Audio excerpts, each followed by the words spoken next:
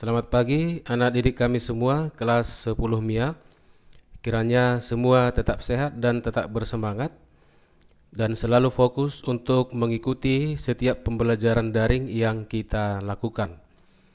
Pembelajaran kita kali ini masih berhubungan dengan dinamika partikel, dan kali ini kita akan masuk pada bagian yang ketiga. Pada dinamika partikel untuk bagian yang ketiga ini kita akan mempelajari yaitu konsep gaya gesekan. Baik, pembahasan kita akan segera kita mulai. Mari kalian perhatikan semua dengan serius. Kita akan masuk pada pembahasan mengenai gaya gesekan. Sebagai pendahuluan, gaya gesekan bekerja pada permukaan bidang yang kasar. Kemudian arah gaya gesekan selalu berlawanan dengan arah gerak benda. Selanjutnya jenis-jenis gaya gesekan. Yang pertama adalah gaya gesekan statis yang kita simbolkan dengan Fs, di mana gaya gesekan statis ini bekerja pada benda yang diam atau benda dalam keadaan tepat akan bergerak. Kemudian persamaan gaya gesekan statis secara matematis dirumuskan dengan Fs sama dengan μs dikali dengan n, di mana μs adalah koefisien gesekan statis ini tidak memiliki satuan, dan n adalah gaya normal dengan satuan Newton. Kemudian batas nilai gaya gesekan statis. Gaya gesekan statis itu nilainya lebih besar sama dengan 0, dan gaya gesekan statis lebih kecil sama dengan gaya gesekan statis maksimum. Kapan gaya gesekan statis maksimum? Ketika benda tepat akan bergerak, maka gaya gesekan statis sama dengan gaya gesekan statis maksimum yang disimbolkan dengan Fs max.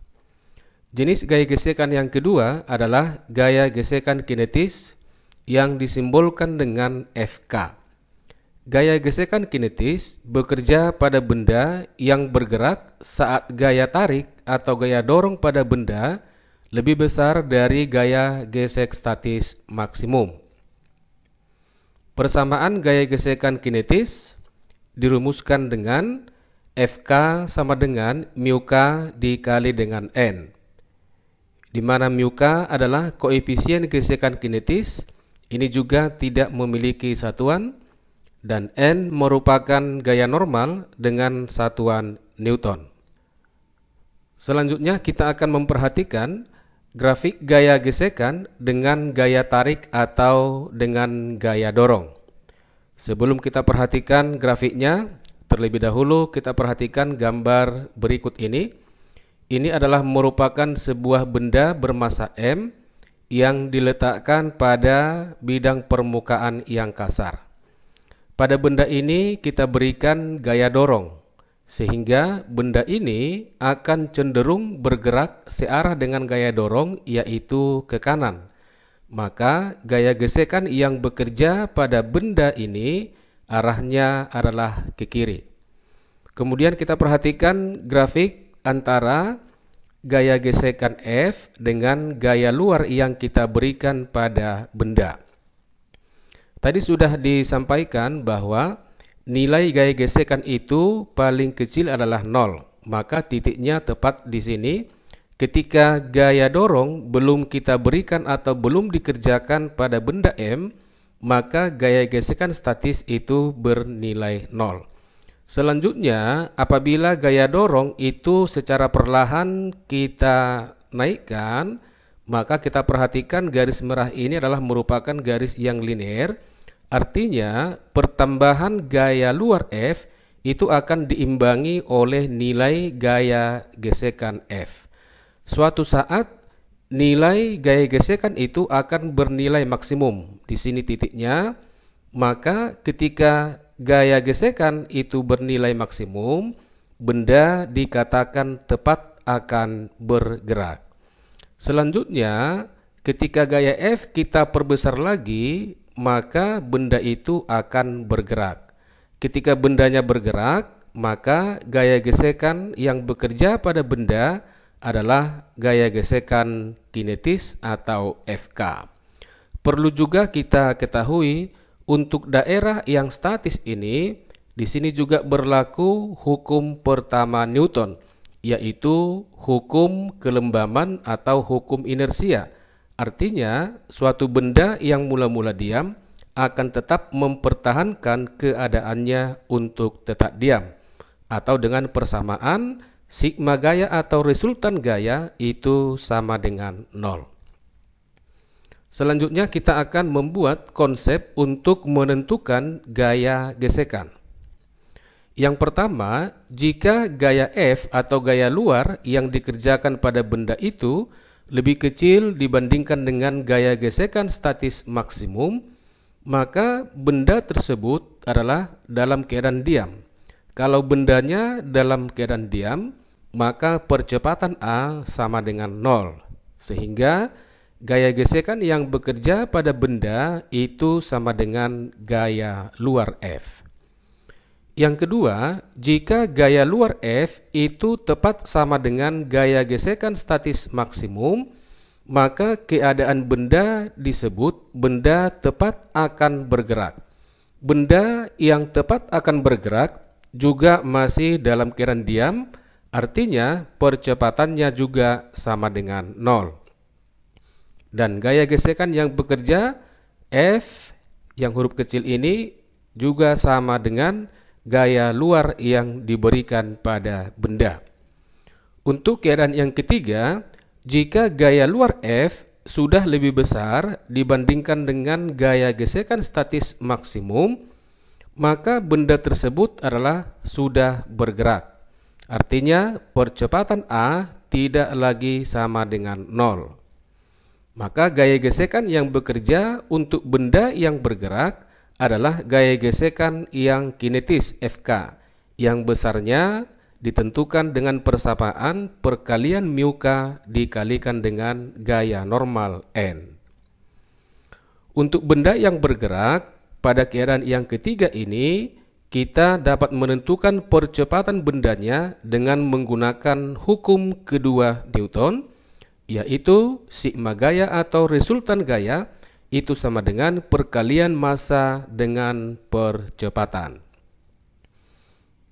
Untuk memahami konsep gaya gesekan yang sudah kita pelajari tadi, kita perhatikan contoh soal yang nomor 1. Sebuah benda bermassa 4,4 kg terletak pada bidang datar yang kasar dengan koefisien gesekan statis dan kinetis masing-masing 0,5 dan 0,2. Kemudian ditarik dengan gaya F. Lihat gambar di bawah. Tentukanlah gaya gesekan dan percepatan benda jika A. F sama dengan 15 Newton, bagian B.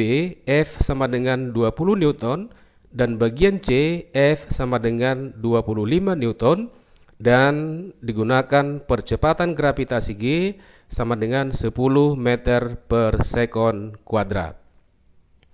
Kita buat pembahasannya. Dari keterangan soal dan dari gambar soal ini diketahui massa benda M sama dengan 4,4 kg, maka berat benda W sama dengan M dikali G sama dengan 4,4 dikali 10 sama dengan 44 Newton. Dan koefisien gesekan statis mu S 0,5 dan koefisien gesekan kinetis sama dengan 0,2. Baik, kita masuk untuk bagian A ketika gaya luar F itu sama dengan 15 Newton. Kita perhatikan di sini bahwa benda ini ditarik condong ke kanan membentuk sudut 37 derajat terhadap arah horizontal.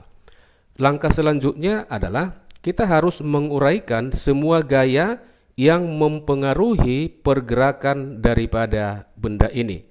Penguraian gayanya adalah sebagai berikut. Yang pertama kita perhatikan adalah gaya berat. Selalu kita lukis arahnya adalah ke bawah. Selanjutnya, karena benda ini ditarik condong ke kanan, maka benda ini akan cenderung bergerak ke kanan atau bergerak ke kanan. sehingga gaya gesekan yang dialami oleh benda ini arahnya adalah ke kiri.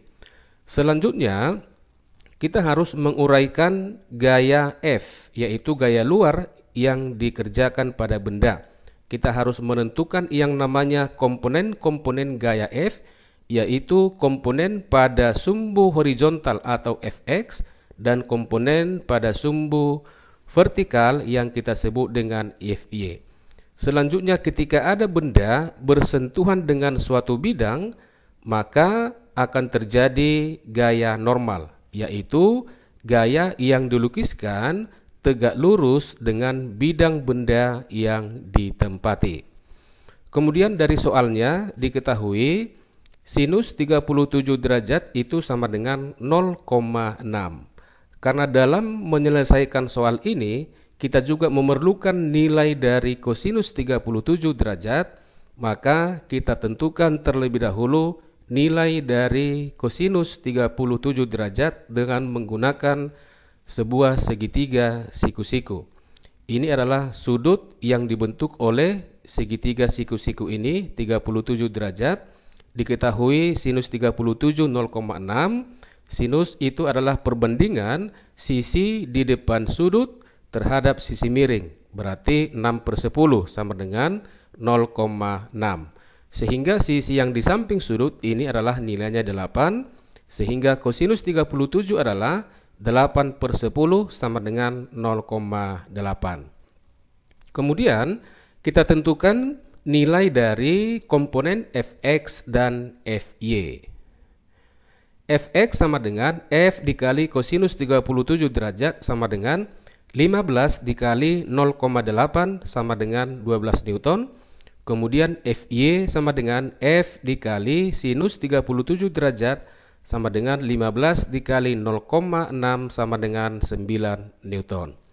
Kemudian jika kita perhatikan gaya-gaya yang bekerja pada benda ini, maka bisa kita sebutkan yang mengusahakan benda ini bergerak ke kanan adalah Fx. Maka kita tuliskan gaya yang mengusahakan benda bergerak adalah Fx yang searah dengan bidang datar yang besarnya sama dengan 12 Newton. Selanjutnya kita akan menentukan gaya normal. Untuk menentukan gaya normal syaratnya adalah sigma Fy sama dengan 0. Kenapa? Karena untuk sumbu vertikal atau sumbu Y, benda ini tidak bergerak alias diam. Sehingga kita perhatikan resultan gaya atau sigma Fy pada benda ini ada 3 gaya ya, yaitu gaya normal, gaya Fy, dan gaya berat. Kita misalkan arah ke atas adalah yang positif, sehingga sigma Fy adalah N ya ditambah dengan Fy karena searah dikurang dengan W sama dengan 0. Dari persamaan ini kita buat persamaan untuk menentukan gaya normal N akan sama dengan W dikurang dengan Fy. Kita masukkan nilai beratnya tadi sama dengan 44 ya, kemudian Fy-nya sama dengan 9, sehingga gaya normal ketika gaya luar itu sama dengan 15 Newton, itu besarnya sama dengan 35 Newton. Setelah kita menentukan besarnya gaya normal, maka kita tentukan yang namanya gaya gesekan statis maksimum ya, Fs max. Gaya gesekan statis maksimum sama dengan μs dikalikan dengan normal. Kita kalikan μs dengan normal ya, μs-nya tadi sama dengan 0,5 dikalikan dengan normal 35 Newton akan sama dengan 17,5 Newton. Kesimpulannya adalah kita perhatikan gaya yang mengusahakan benda bergerak itu yang ke kanan 12 Newton.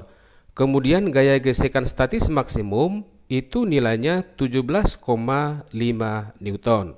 Sehingga kesimpulannya adalah gaya Fx itu lebih kecil dibandingkan dengan gaya gesekan statis maksimum. Artinya benda tetap dalam keadaan diam, maka percepatan A sama dengan 0.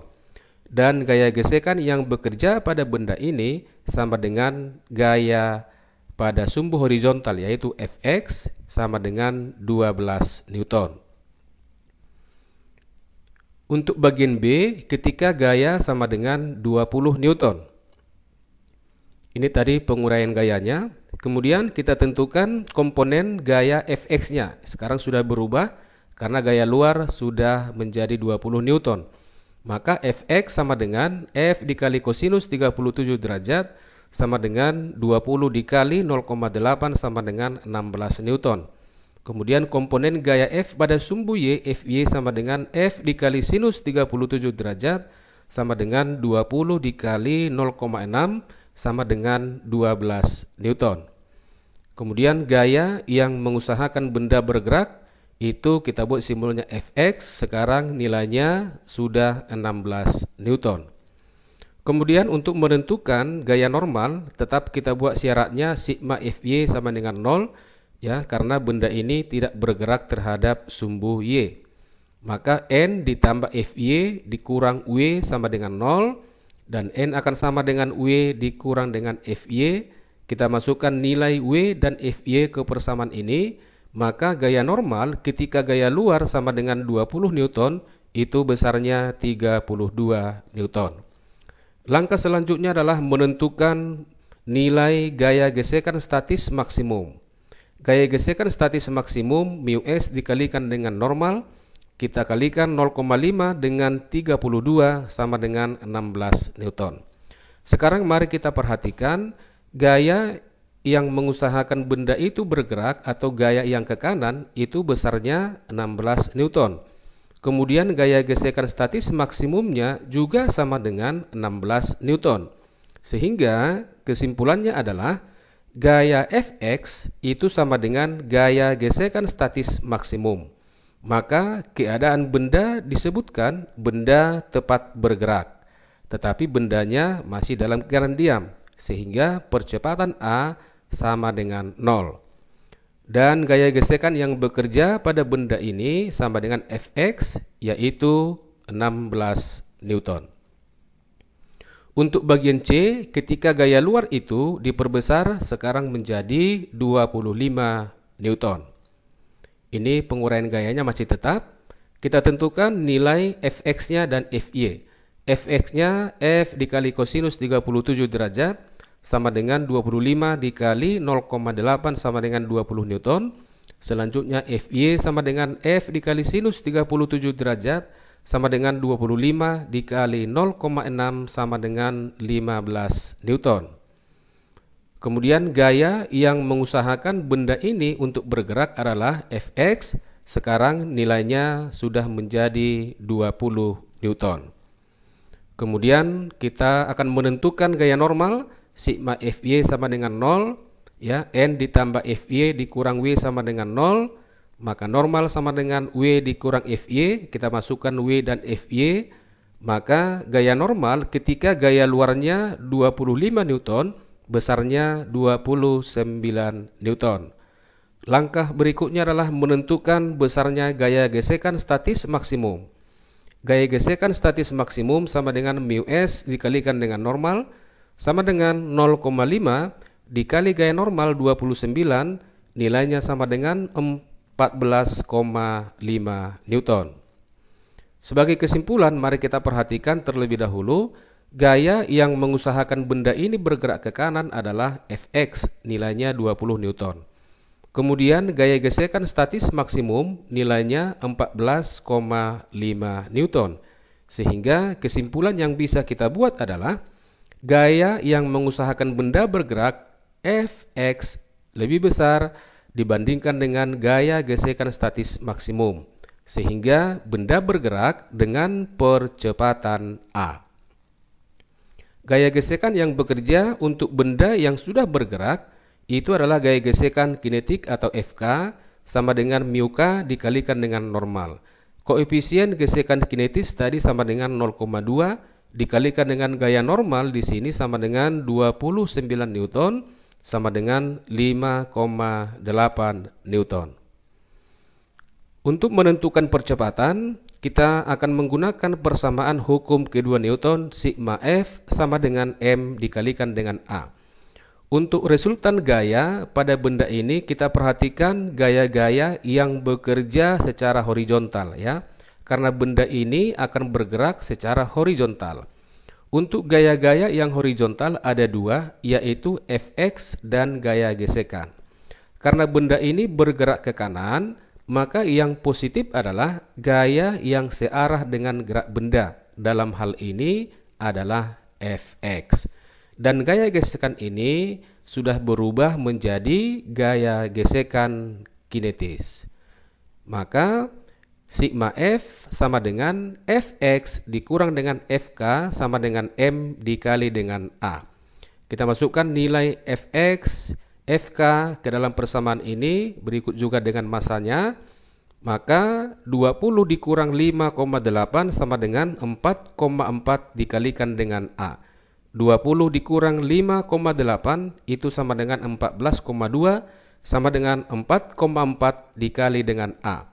Sehingga percepatan benda ini sama dengan 3,2 meter per sekon kuadrat. Selanjutnya kita perhatikan contoh soal yang nomor 2. Ya, di sini ada dua benda, benda A dan benda B dihubungkan dengan seutas tali. Kemudian benda A ditarik ke kanan searah dengan bidang yang ditempati dengan gaya F. Jika massa A sama dengan 2 kg, massa B sama dengan 3 kg, F sama dengan 20 Newton, percepatan gravitasi 10 meter per sekon kuadrat, dan koefisien gesekan kinetis sama dengan 0,2, tentukanlah percepatan benda dan tegangan tali T. Kita buat pembahasannya. Kita tentukan terlebih dahulu berat masing-masing benda. Berat benda A, WA, sama dengan MA dikalikan dengan G, sama dengan 2 dikali 10 sama dengan 20 Newton. Kemudian berat benda B, WB, sama dengan MB dikali G, sama dengan 3 dikali 10 sama dengan 30 Newton. Dan μk sama dengan 0,2. Kita buat lukisan gayanya. Nah, kita perhatikan dulu untuk benda A. Untuk benda A, gaya berat selalu kita lukis arahnya ke bawah. Kemudian gaya normal yang bekerja pada benda A itu tegak lurus terhadap bidang yang ditempati. Karena benda A ini ditarik ke kanan, maka gaya gesekan itu akan bekerja ke arah kiri dengan nilai atau besarnya FKA. Dan tegangan tali yang bekerja pada benda A itu arahnya adalah ke kiri. Selanjutnya kita perhatikan untuk benda B. Gaya beratnya juga kita lukis vertikal ke bawah, dan gaya normal kita lukiskan tegak lurus terhadap bidang yang ditempati. Dan karena benda B ini akan bergerak bersama-sama dengan A dengan percepatan yang sama ke arah kanan, maka arah gaya gesekan kinetis untuk benda B juga arahnya ke kiri dengan simbol FKB. Dan benda A dan benda B tidak bergerak pada arah vertikal ya, sehingga gaya normal itu sama dengan gaya berat. Sehingga normal A itu sama dengan berat benda A sama dengan 20 Newton. Dan normal B akan sama dengan berat benda B sama dengan 30 Newton. Kemudian mari kita tinjau untuk benda A. Ya, untuk benda A kita tentukan terlebih dahulu gaya gesekan kinetik untuk benda A, yaitu FKA. FKA sama dengan μk dikalikan dengan NA, sama dengan μk sama dengan 0,2 dikalikan dengan normal A sama dengan 20 sama dengan 4 Newton. Selanjutnya kita pergunakan hukum kedua Newton, yaitu sigma F sama dengan M dikali A. Kita perhatikan benda A ya. Sigma F yang kita gunakan untuk menentukan percepatan adalah gaya-gaya yang bekerja secara horizontal. Kita perhatikan untuk benda A, ada 3 gaya yang bekerja secara horizontal untuk benda A, yaitu gaya F, tegangan tali yang arahnya ke kiri, dan gesekan kinetik FKA. Karena benda A itu bergerak ke kanan, maka yang ke kanan yaitu F adalah gaya yang positif. Sehingga sigma F untuk benda A itu akan sama dengan F ya dikurang T dikurang FKA sama dengan MA dikali dengan A. Kita buat ini persamaan yang pertama. Selanjutnya kita tinjau benda B. Kita tentukan gaya gesekan kinetis untuk benda B yaitu FKB sama dengan mu K dikalikan dengan normal B sama dengan 0,2 dikali dengan 30 sama dengan 6 Newton. Selanjutnya kita akan mempergunakan persamaan hukum kedua Newton, sigma F sama dengan M dikali dengan A. Sekarang kita perhatikan benda B. Gaya-gaya horizontal yang bekerja pada benda itu ada dua. Yang pertama adalah tegangan tali yang ini arahnya ke kanan, dan gaya gesekan yang melawan pergerakan benda B yang arahnya ke kiri, yaitu FKB. Benda B ini bergerak bersama-sama dengan benda A dengan percepatan yang sama dan arah yang sama ke kanan, sehingga tegangan tali untuk benda B adalah yang positif ya, sehingga sigma gayanya sama dengan T yang ini dikurang dengan FKB sama dengan MB dikali dengan A. Kita buat ini persamaan yang kedua. Langkah selanjutnya adalah kita akan mengeliminasi persamaan yang pertama dengan persamaan yang kedua.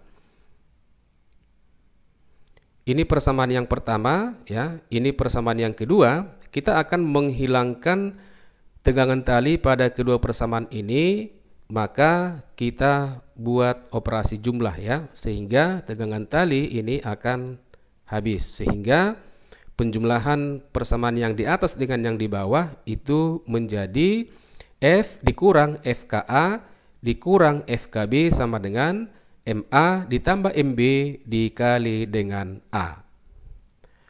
Kita masukkan nilai F sama dengan 20, FKA 4 ya, FKB-nya sama dengan 6, sama dengan penjumlahan masanya 2 tambah 3 dikalikan dengan A. Ruas kiri akan sama dengan 10, ruas kanan sama dengan 5 dikali A, maka percepatan benda A dan benda B itu sama dengan 2 meter per sekon kuadrat.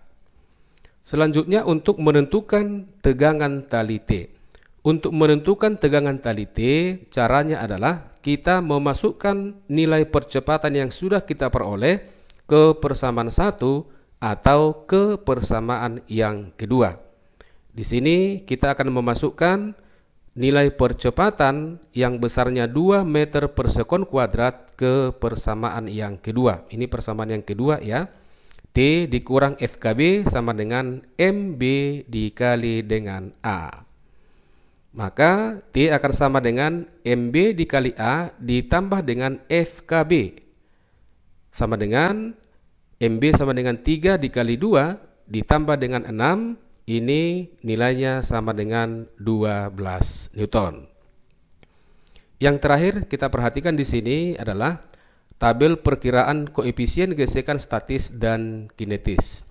Yang mau kita perhatikan di sini adalah nilai koefisien gesekan statis ya, mu S dibandingkan dengan nilai koefisien gesekan yang kinetis, itu nilainya adalah lebih besar. Sampai di sini pembelajaran kita kali ini. Untuk pembelajaran kita selanjutnya, kita akan membahas yaitu penerapan gaya gesekan untuk bidang miring dan juga sistem katrol. Terima kasih atas perhatian kalian semua. Selamat belajar, tetap semangat dan semoga sukses.